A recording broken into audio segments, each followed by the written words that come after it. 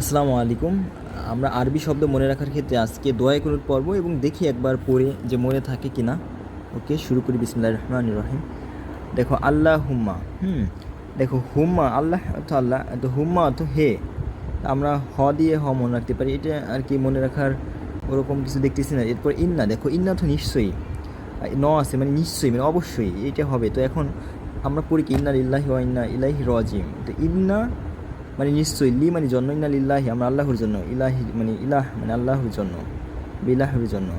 তো মানুষের মনে রাখো যে মৃত্যু হবেই, মানে ইন্না আমরা ইন্না লিল্লাহ পড়ি যখন মৃত্যু হয়, তাহলে ইন্না অর্থ নিশ্চয়ই, নিশ্চয়ই মৃত্যু হবে মানুষের। তো নাস্তা ইনুকা, তা আইন অর্থ সাহায্য করা, আমরা আইনের মাধ্যমে কি সাহায্য পেতে পারি। তো দেখো নাস্তা ইনুকা আইন, হ্যাঁ নাস্তা আইন।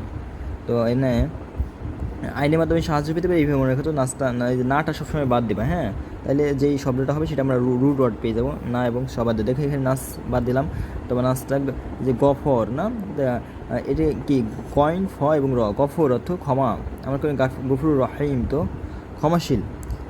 তো এই গফর দিয়ে আমরা মনে রাখবো ক্ষমা।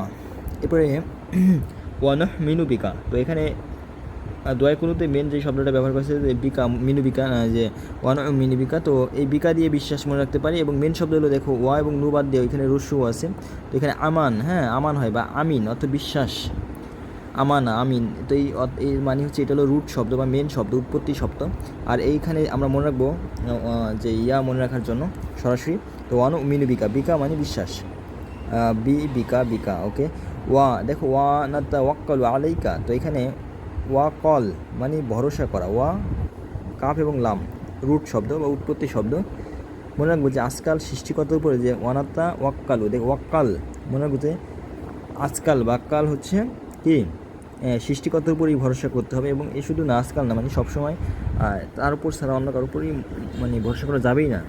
অনুসনি আলাইকাল খয়ের, দেখো এখানে নটা বাদ দিতে বলছি, তো সানা হয় না, অনুসনি সানা, আমরা সানা পড়ি, সানা মানে কি প্রশংসা। নামাজের শুরুতেই আমরা কী পড়ি নিই ইয়াতে দাঁড়িয়ে, তো সানা পড়ি, তো সানা অর্থ হলো প্রশংসা। হ্যাঁ দেখো ওয়ানাস কুরুকা, এখানে আমরা নাটা বাদ দিলে কয় কি সাকার, মানে সাকার অর্থ কি প্রশংসা করা। দেখো এখানে এই দোয়াই কুনুতে আমরা সিন শিন, এরপরে সা, এরপরে যে সোয়াদ যেটা, তো এই যে চার পাঁচটা বর্ণ বা হরফ আমাদের খুবই সমস্যা করবে। তাই আমাদের মাকরাজগুলো জানতে হবে। এবং এই যে অনাস কুরুকা, দেখো এখানে নাস কুরুকা আমরা মনে রাখতে পারি। তো এই যে কুরুকা মানে কৃতজ্ঞতা আমরা কুরাই নেই, হ্যাঁ। তো দেখো এখানে শিনে উপরে তিনটে, এই নুক্তা দিয়ে মনে রাখতে পারি। নুক্তা কোথায়, হ্যাঁ দোয়ায় কুনুতের কোথায় সিন কোথায় সোয়াদ, যেই শব্দগুলো আছে চার পাঁচটা শব্দ, এই শব্দগুলো আমরা মনেও রাখবো একটু পরে, যে কীভাবে মনে রাখবো সেটা পরের বিষয়, পরে দেখবো আর কি। দেখো ওয়ালা নাক ফুরুকা, তো নাটা বাদ কফুরাকা বা কাফার, কাফার অর্থ বা কাফির অর্থ অবিশ্বাসী বা অবিশ্বাস।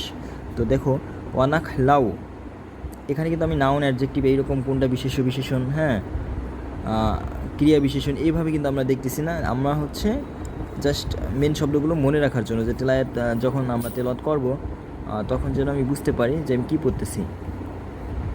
দেখো ওয়ানাক লাউ, তো খলা আমরা মনে রাখবো খলার মাছ আমরা খাই না, বা নাক আমরা নখ কেটে ফেলি, ত্যাগ করি। এরপরে অনন্তে রুকু, দেখো রুকু ছেড়ে দিলে এর মানে হচ্ছে ছেড়ে দেওয়া, তো আমরা রুকু ছেড়ে দিলে নামাজই হবে না, তাহলে মনে রাখতে পারি রুকু অর্থ হলো ছেড়ে দেওয়া। মান অর্থ যিনি বা যাকে, সৃষ্টিকর্তা যিনি বা যাকে মান সম্মান দেয়, এইটাই ভেবে মনে রাখবো। এরপরে ইফ জুরুকা, তো জুরু দেখো জুর করে মানে অবাধ্য করে, তাই না, ইয়াক। এরপরে ইয়াকা ইয়া হলো একমাত্র শব্দ বা শুধু, হ্যাঁ একমাত্র বা শুধু, একটাই শব্দ আছে ইয়া সবার শেষে যেটা, তো এর মানে হলো শুধু বা একমাত্র। না বুধু, দেখো না বুধু, এই যে আইন আবাদ ইবাদত মানে আবাদ অর্থ প্রার্থনা করা। এরপরে ওয়া অর্থ এবং, লা অর্থ জন্য, তো যাই হোক ওয়ালা না, লা অর্থ জন্য। দেখো নুসাল্লি অর্থ নামাজ পড়ে, এখানে নুটা বাদ দিতে সালা মানে নামাজ পড়া, সালাহ। তো দেখো নুসাল্লি আমরা মনে করবো মুসলিম, তো এখান থেকে এসে নুসাল্লি নতে নামাজ, নতে নুসাল্লি, এইভাবে মনে করি মুসাল্লি।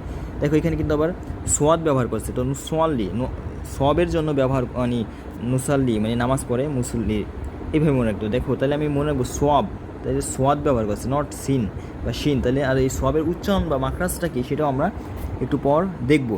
যেমন দেখো এখানে একটা হিন্ট দিয়ে দিই যে সোয়াদ, এর উপরে নুক্তা নাই, এরপরে হলো তোমার সিন, তার উপরে নুক্তা নাই, তাইলে আর হলো ঝা, হ্যাঁ যার উপর নুক্তা থাকলে ঝাড়ি খাইতে হয়। তো দেখো মনে রাখতে হবে এই যে সিন শিন নুক্তা মানে ধরো টাকা বা হীরা এরকম কিছু, তো এটা না থাকলে সে ঝাড়ি খায়। তো এই তিনটে জিনিস, তাহলে সিন শিন এবং সিন সোয়াদ এবং ঝা, এরা হচ্ছে যেহেতু ঝাড়ি খায় টাকা নাই মানে নিচে, তাই না, নিচের দাঁত, তাহলে সামনের নিচের দাঁতের তোমার হলো জিহ্বার আগা লাগাতে হবে। তাহলে এই যে সোয়াদ সিন অ্যান্ড ঝা, তো ঝাড়ি খেতে হবে যদি নুক্তা বা টাকা পয়সা না থাকে। ঝাড়ি খায় কারা, যারা নিচে থাকে, তাই নিচের দাঁত। আবার উপরে কারা, দেখো আলিফ বা তাসা, তো এই সা উচ্চারণ করতে হলে উপরের দাঁতের উপরের যে সামনের দুই দাঁত তার সাথে জিহ্বার আগা লাগাতে হবে, তাহলে ওইটা হবে। তাহলে আমরা কিন্তু খুব এখানে পেয়ে গেলাম আর কি। এটা শুধু সিন না, এরপরে হলো হলো আলিফ বা তা সানা, সা সবার আগে আছে এই জন্য উপরের দাঁত এর সম্মান উপরে। এরপরে দেখো জাল আছে, জালদা মাছ ধরে জেলে এবং জুয়া খেলেও টাকাই করা যায়, মানে জুয়া, তাহলে আমরা জুয়া জাল, তাহলে উপরে টাকা থাকলে উপরে, এইভাবে আর কি। জাস্ট মাখরাজগুলো মনে রাখার জন্য এবং প্র্যাকটিসের মাধ্যমে তো হবে, কিন্তু মনে রাখার জন্য জাস্ট এইটা বলা। ওয়ানাসে জুদু একটু পরে আমি এটা ডিটেলস বলবো, দেখি ওকে। ওয়ানাসে জুদু দেখো নাটা বাদ দেয়, তাহলে জুদ মানে সাজাদা মানে সিজদা করা। ওয়া ইলাইকা, ওয়া এবং ইলা মানে দিকে, তাই না, ইলাইকা মানে তোমার দিকে, ইলাইকা ইলা অর্থ দিকে, তাহলে কীভাবে মনে রাখবো, ইলার দিকে, আমরা সবাই ইলার দিকে যাই, মানে দিকে মানে আল্লাহর দিকে যাই, এইভাবে মনে রাখতে পারো। নাসা দেখো নাসা তো ধাবিত হয়, নাসা থেকে আমরা দেখি কি যে উপরে বিমান রকেট উপরে পাঠায় নাসা, তাই না, তো নাসা সেই উপরে রকেট কী হয়, ধাবিত হয়। এরপরে দেখো নাসা শব্দে কিন্তু সিন ব্যবহার করা যায়, তো এই যে উপরে পাঠায় আমরা দেখি সিন করি, তাহলে এই সিন মানে এই সিন, তাই না, SEEN সিন। ওয়ানাহ ফিদু, তো ফিদা মানে কি পাগল হয়ে যায়, তাই না, দ্রুত কাজ করে, তাহলে ওয়ানাহ ফিদু মানে দ্রুত চলি বা চলা। ওয়ানারজু দেখো রাজু এখানে নারাজ মানে আশা করি, আশাও করে আবার নারাজ, হ্যাঁ, নারাজ হইলে তো আর আশা করা যায় না, এর দুটো বিপরীত শব্দ। অথবা রাজু মিনা মিন্টু রাজু ছিল, সেখানে তো কী করছে, বা এখানে দেখো মেন শব্দ রাজা, রুট ওয়ার্ড ব্যবহার মনে রাখতে পারো। রাজা মানে যে রাজা, সে অবশ্যই আশা করে দেশে সব কিছু করুক। তারপরে আবার রাজু মিনা মিন্টু রাজু, এখানে কিন্তু একটা আশামূলক কী ছিল যে মিনা স্কুলে যাবে, এরকম কিছু, তো যাই হোক সেটা আমরা যেভাবে মনে করি নারাজের বিপরীত শব্দ আশা করা, এরকম। আর দেখো এরপরে আছে ওয়ানাকশা, দেখো ওয়ানাকশা তো ভয় করা, তো আমি সবসময় নাকশা আর কি, যেগুলো কাচের নকশা দেখছো কিনা জানি না, ওইটা হাত পা কেটে যেতে পারে, ওইটা নকশা অত ভয় করে, তাই কাচের নকশা ভয় করি, এবং মনে রাখতে পারে। আজাবা শাস্তি, ইন্না অথ নিশ্চয়ই, কারণ মৃত্যু সবারই হবে, ইন্নানিল্লাহ পড়ি আমরা, এর মানে আজাব, ওকে। এরপরে বিল কুফফারি, আমি বিল বাদ দিই, বিল মানে ইয়া, তো কুফফারি দেখো কুফফারি মানে কি কাফির, ওইখান থেকে আসছে। মূল হিক মানে সংযুক্ত করা, তো মূল মানে একটা দেখো একটা গাছের মূল, সেটা মাটির সাথে কি সংযুক্ত, মূল হিক মানে সংযুক্ত। এরপরে দেখো ইয়াউম মানে দিন, না, তো আজকাল খুবই ইয়াউম, ওম মানে কি গরম, না, আজকাল দিনে খুব গরম পড়ে, ইয়াউম, এইভাবে যাই হোক যেটা মনে রাখো আর কি, ওকে। বা যাদের মাকরাজ আমার জানা খুব জরুরি, তা না হলে অর্থই পুরোপুরি পাল্টে যাবে। তাহলে আমরা শুধু দেখতে চাই যে কোন শব্দের মধ্যে ওই চারটার বর্ণের কোনটা আছে। দেখো এখানে নাসার মধ্যে সিন আছে, তাই মনে রাখবো কেমনি, নাসা আকাশে রকেট পাঠায়, তাই না, তো ওইটা রকেটটা দেখা যায়, আমরা সিন করি, তাহলে সিন এইখানে। এখন এই সিনের উচ্চারণটা কোথা থেকে হবে এটা একটু পরে আবার আসছি আমরা।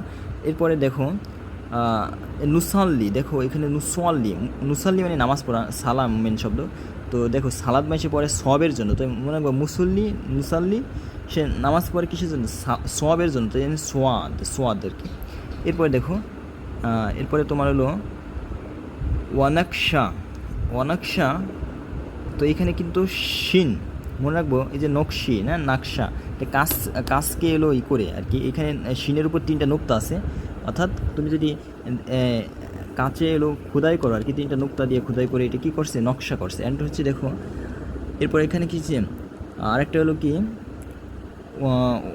ওয়ানাশকুরুকা, এখানে দেখো ওয়ানাশকুরুকা মানে কি যে কুরাইয়া, এখানে হলো শুক্রিয়া আদায় করা, তো নাটা বাদ দিয়ে কি সাকার মানে শুক্রিয়া আদায় করা, তো শুক্রিয়া আদায় করতে হলে কুরাইতে হয়, তাহলে আমি মনে রাখবো কাছের টুকরাগুলো কুরাইছো, তো এই জন্য এখানে শিনের উপরে কি 3টা নুক্তা আছে, এইভাবে জাস্ট মনে রাখো।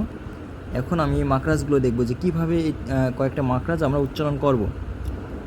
প্রথমেই দেখো শিন, জিম এবং ইয়া, এরা হচ্ছে তালুর সঙ্গে লাগাতে হবে জিহ্বার মধ্যখান, তাহলে জিমের মাঝখানে ইয়ে আছে, তাহলে মনে রাখবো জিমে থাকলে মানুষের সিনা হয়, তাহলে এই তালু কি, এটা কিন্তু দাঁত আর তালু দুইটা বিষয় আমরা মনে রাখবো, তো দাঁত না, এটা হলো তালু, তাহলে জিব্বাটা তালুর সাথে লাগাই দেবে। তালু যেহেতু মাংস, তাহলে জিমে গেলে কি সিনা হয়, সিনা এটা কি মাংস হয়, তাই না? এটা মনে রাখতে পারো তাহলে।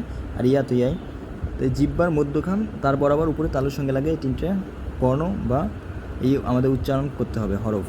এরপরে দেখো দুই দাঁত, সামনের দুই দাঁত এবং নিচের দুই দাঁত, এটি নিয়ে খুব সমস্যা হয়। সেই সময় বলছি যে সোয়াদ সিন এর মধ্যে উপরে কি কোনো নাই, নুক্তা নাই।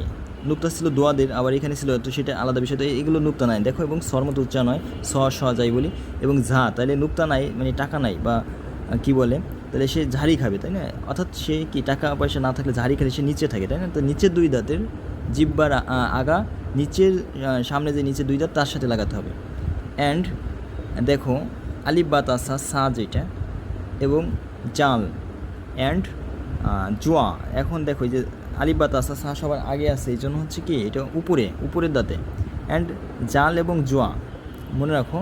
দেখো জাল জোয়া এই দুইটা মনে রাখো যে জাল দিয়ে জেলে মাছ ধরে টাকা আয় করে, জুয়া খেলেও অনেকে টাকা আয় করতে পারে। তো সেটা যাই হোক, কাহিনী হচ্ছে কি, যেহেতু টাকা আয়ের সাথে যুক্ত এইগুলো হচ্ছে, এই জন্য কী হবে উপরের দাঁতের সাথে, উপরের দাঁতের সাথে এলো কি জিব্বার আগা লাগাতে হবে।